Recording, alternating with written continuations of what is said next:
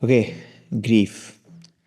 So, to be very honest, I did not want to make this video or talk about this topic for a really long time. And I think there's one thing that I saw really recently that sort of made me understand why. And it's this Louis Tomlinson podcast. Wait, is it? Yeah, Louis Tomlinson podcast with The Diary of a CEO. And he's speaking about how he lost his mum at a very young age, and his mum was his only parent. So I can't imagine what that might have been like. Then he also lost his sister a few years later. After that, his twin, I mean not his twin sister, but his younger sister.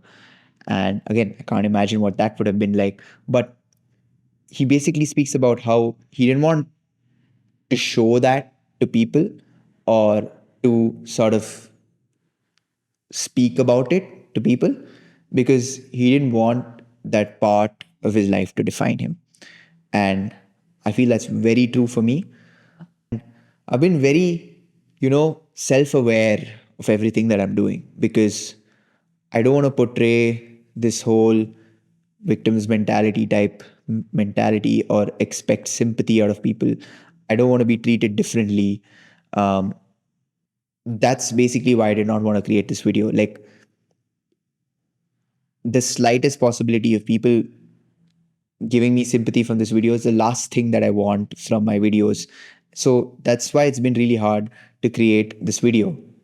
That being said, like, I think there's no running away from it really, right? This is a core part of my life. Like, in fact, you know what? To prove that I don't really want the sympathy or, you know, to make a big deal out of it, I'm not even going to tell you what like the reason behind the grief is. But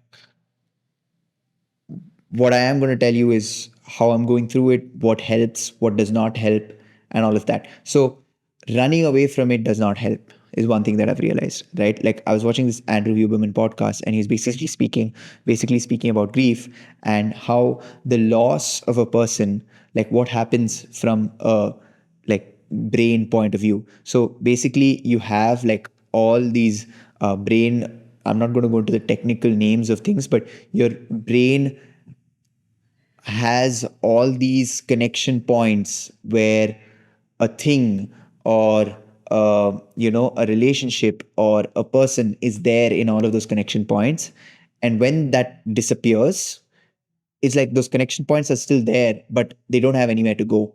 So it's like it's just empty, right? And that's really what it feels like. But because of that emptiness, like from an actual uh, chemical point of view, like it's there's actual science behind it.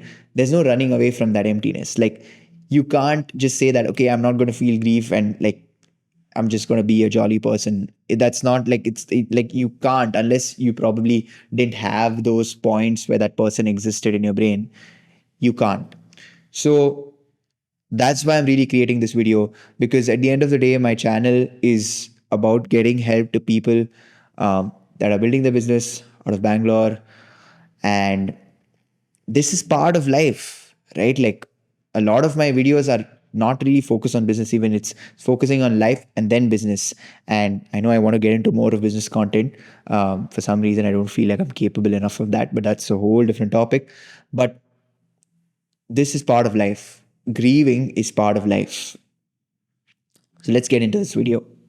Okay, so the first thing is really the forms of grief. Now, I've got my notes over here on my phone, so I'll just read them out to you. The first one is, okay, wait, before that, like, grief can be different. Like, it doesn't just have to be a loss of a person, it can be a loss of a game, a breakup, people, friends, and things that just drift away. So, the 7 stages of grief really are pain and guilt, anger, bargaining, which is basically the what if stage, depression, reconstruction and working through, and then there's acceptance and hope, which is the end, like the end goal for any grief sort of you're dealing with. Okay, now the first thing that I want to talk about is these are the 7 stages. This is all technical stuff. I'm going to talk about more about how I have dealt with grief and all the mistakes and things that I could have done better. So the first thing is victim's mentality. Now I have a whole entire video about being victims like having victims mentality play into the picture in general. I'll have a show up over here. You can go and check it out. It's the last video I created. But in more specific, like victims mentality and grief. Now, this has been something that I've really struggled with all of these different emotions, right? Expecting people to understand. I know at the beginning of the video I said I don't want people to understand, but there's this contradicting emotion where when they do know, I expect them to understand, which is also why it's been really hard to like create this video, because now in my head it's like now like the viewers know that there is some sort of grief, so I expect them to understand when I slack off or do something fucked up. This has especially been true with my girlfriend, and obviously my family and all of that also, but with my girlfriend, because when I expected her in like the beginning of whatever happened, I was like, you know what, like she can't understand, and that's okay, because that's like totally normal. But then it eventually that lasted for a bit, and then it transitioned into she should understand, or like screw her for not understanding. And that's when things became really messed up, because when I expected her to understand, then every time I do something wrong, it's like, yeah, just understand. Or every time she does something that's a little bit, out of the blue or something that might put me off, I'm like, dude, understand my situation. So through all of that, one, I realized it's really hard not to do that. Even now, I haven't cracked it, but I think the best thing is if like the other person doesn't know. So like in the professional side of things, for me, I haven't, I think I've told just one person at my company that I'm working at right now. I mean, there's not too many people that I can tell, but for the most part, my close team, nobody knows, and I don't want to tell them either, because I don't want them to expect anything different for me. I'm just a normal person coming to work, doing my thing. Everything is, this is a different part of my life. Like it should not affect this part of my life. And another thing really is pain is subjective, right? Like, and it's normal. It's totally normal. It's like your situation might not be as worse as somebody that's had to go through some real suffering. Like, I'm talking about real suffering. I don't want to go into details, but real suffering, your pain to you might feel like more than what the pain they are going through is. And that's okay. Like that's part of how we humans are built. So knowing that for another person, their pain might not be the same as our pain, but it's still very important to them, is something that helps, because then sure you're suffering and you're victim to the situation and you have pain and you have difficulties and all of that, but the person that you're interacting with, the opposite person, their pain is going to be bigger than yours, not by a scale, not by like you can't measure such things. That's just how the brains are that's just how our human brains are wired. I'll tell you what the solution is to this.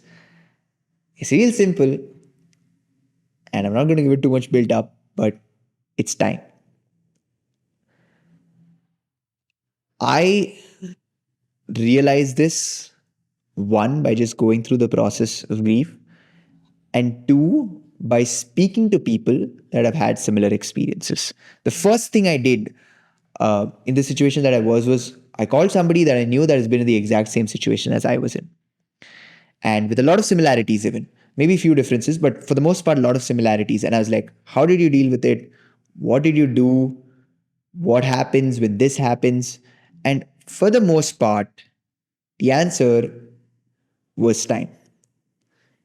You just got to give it time. There is no quick fix. There is no running away from it.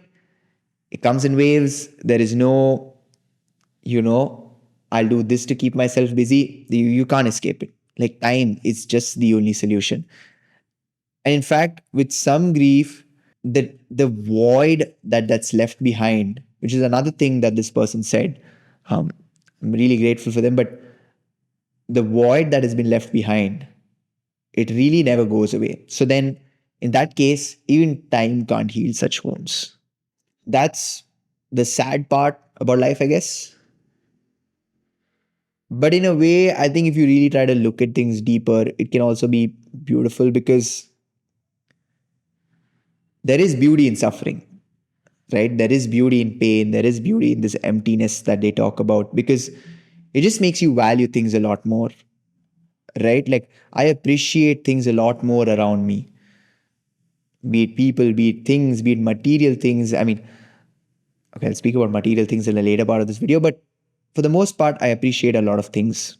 Now, one thing that I keep telling myself is this too shall pass.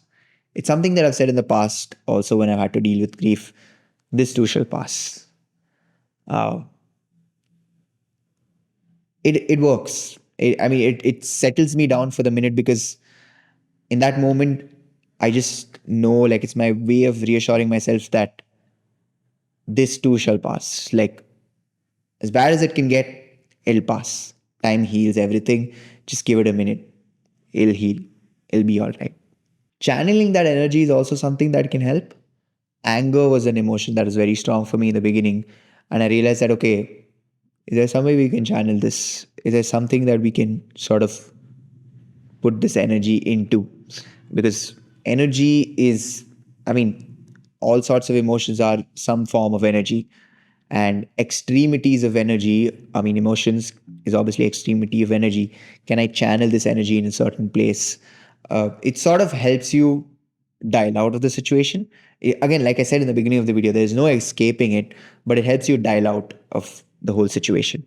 Now, I just realized, even though I mentioned in the beginning of the video that I won't explain what the grief that or I won't talk about what grief that I'm going through, just so that you know that this is not a validation seeking video. But I just realized I made a very important point about the grief that I'm dealing with. And the reason why I know that this is an important point is somebody who went through grief, like very similar to my situation, was speaking to my sister's friend's friend, basically. And they were speaking about how they're suffering with this because somebody's making it harder for them. There's no context right now to what I'm saying because I'm trying not to tell it even now, but I have to because, again, in case anybody ever goes through something like that, they know what to sort of understand or what to think about or what I think about, at least with such a situation. So I'll have to reveal it. But about 6-ish months ago, I lost my dad to a cardiac arrest. And Jesus, I just got goosebumps running down my hand. Yeah, it was out of the blue. He had no health conditions, but he just got a heart attack one fine night while we were traveling. Now, the situation or the message that I'm trying to get across that my friend had to deal with, or not my friend, but sure, my friend, I guess. I mean, I don't even know this guy, but my friend. But the situation that he had to deal with was his mother like kept giving him stick for feeling the way that he was feeling after he lost somebody close by also. And she was like, yeah, you can't do this, you can't like go out and do this and all of that. And fortunately, one, my mom has never made me feel that way. But also at the same time, I know when I think about the whole situation with my dad, I know he would want this. So this might be subjective. I hope that the grief that you're going through, the person that you've lost, also felt that way. But in a weird way, it's just good to reassure yourself, even if not, because I just think to myself, like, my dad would want me to move on and continue learning, continue being curious, being like hardworking, figuring things out, trying different things, being nice to people, laughing, joking, enjoying life. I know my dad would want those things for me. So knowing that is sort of reassuring. It calms me down. I'm really grateful to be able to fully confidently know that even from day one, even in fact, as much as it sucked, I never had to feel the guilt of laughing or smiling or choosing to continue live life the way that I wanted to. And that's one thing I'm grateful for. But it's important and it can be helpful to really think about things in that perspective. I'm glad I revealed what I did, not because of the sympathy that I uh, might get from this. I don't want it. Trust me, I really don't. But the next point also connects to the the whole thing that I'm going through or went through. So it's basically this whole idea of nothing really matters. Now, I'll give you a simple analogy. Like before this whole thing happened with my dad, like I used to think that, yeah, I want to work hard, I want to make a lot of money, I want to buy a good home, a good car, have a really fancy like camera and phone and laptop and all of that. And it's weird, like almost instantaneously, like as soon as this happened, it is gone. It was almost like a bubble that bursted for me. Because I think to give you a little bit perspective, my dad was somebody that worked really hard for a huge part of his life. He really like, proper hardcore, like hardworking hustle kind of guy. And to know that like life just goes like that and you don't take anything with you. And in his case, he didn't even get to, I would say for a huge part, experience everything that he created for himself, right? Because he worked hard for so many years. He like didn't retire, but he took a break from work like about a year or two ago. And then now this happened. So it's like you didn't even get to enjoy the fruits of your labor or your work or your hard work. So then what are you really like working this hard for? And that's the whole place where this originated from, because it's like nothing matters. Like the car that my dad used to obsess about like not giving me and keeping so clean, or the like financial planning for all of us, or the homes that we have, or all of these different things, nothing really matters. And I'm glad this really happened, because what this sort of created is it made it okay for me to love doing what I'm doing and not do it because I want something out of it. Right? That is the whole outcome from this. Because coincidentally, I read about a lot of successful people. I've been reading about a lot of successful people, like history and all of that right now, or in this past few months, or listening to them, a lot of it about them also. And what I've realized is a lot of them just love doing what they're doing. Like they genuinely loved doing what they were doing. That's why there was no regret. They, probably died like happy. In a few cases, there are instances where a few of them have mentioned that. And they just lived life, right? Irrespective of the outcome, really, in a lot of cases. And for me, that was sort of reassuring, because it was like, okay, if nothing really matters, then should we just go through life like nothing really matters? Like just do a 9 to 5, enjoy, party on the weekend, and then end? But it was like, no, okay, there is deeper sense in finding what you love to do in life, where you can do like, read different things, you can learn different things, you can experiment with different things, you can speak to different people, um, and all of these different things, right? So I'm not glad that everything that happened, but